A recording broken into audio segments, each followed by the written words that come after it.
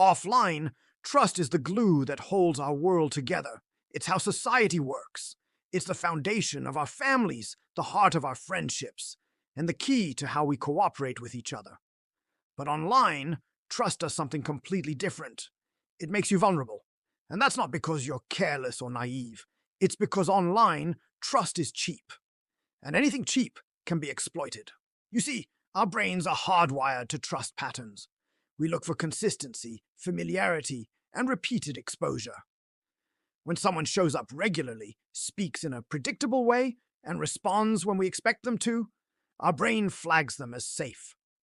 For millennia, that instinct kept us alive. Online is a liability. Why? Because online, those signals of trust cost nothing. Anyone can appear consistent. Anyone can create familiarity. Anyone can perform reliability. You're not reacting to a person, you're reacting to a pattern. And patterns are incredibly easy to fake. Think about how trust actually forms online. It's not through logic or careful verification. It's built through repetition. Seeing the same name, the same profile picture, the same tone of voice, again and again. Slowly, familiarity starts to replace evidence. And the platforms we use don't interrupt this process. They accelerate it. Notifications, reminders, little pings that say someone replied or someone viewed your profile. Each one of these interactions feels small and insignificant on its own, but together they build a powerful sense of attachment. This isn't an accident. Trust keeps you engaged. Engagement keeps you scrolling. And scrolling keeps you inside the system. The more you trust, the longer you stay. And the longer you stay, the more valuable you become to the platform. They don't verify trust, they monetize it. That's why you see trust signals everywhere online.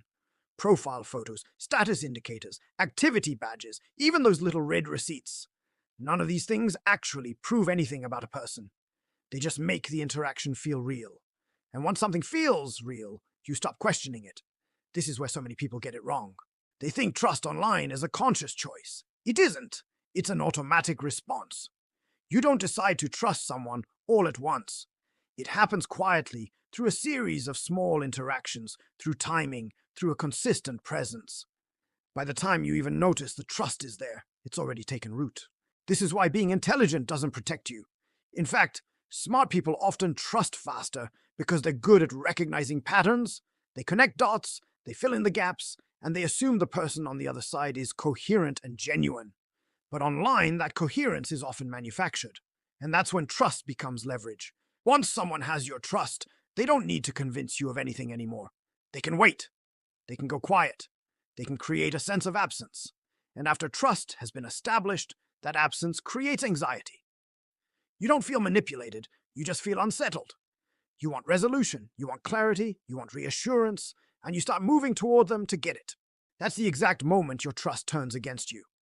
Offline, trust reduces friction and makes life easier. Online, it removes your safeguards. The system isn't designed to stop this from happening. Why would it be? Slowing down trust would mean slowing down interaction. And slowing down interaction means lower metrics, lower growth, lower engagement, and ultimately lower profit. So instead, the responsibility is shifted onto you. We're told, be careful. Spot the red flags. Protect yourself. It's framed as if trusting someone is a personal flaw, rather than a fundamental human trait that's being systematically used against us. The real problem isn't that people trust online.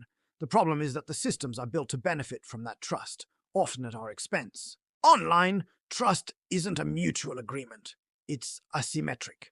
One side is a human, with all our natural instincts and vulnerabilities.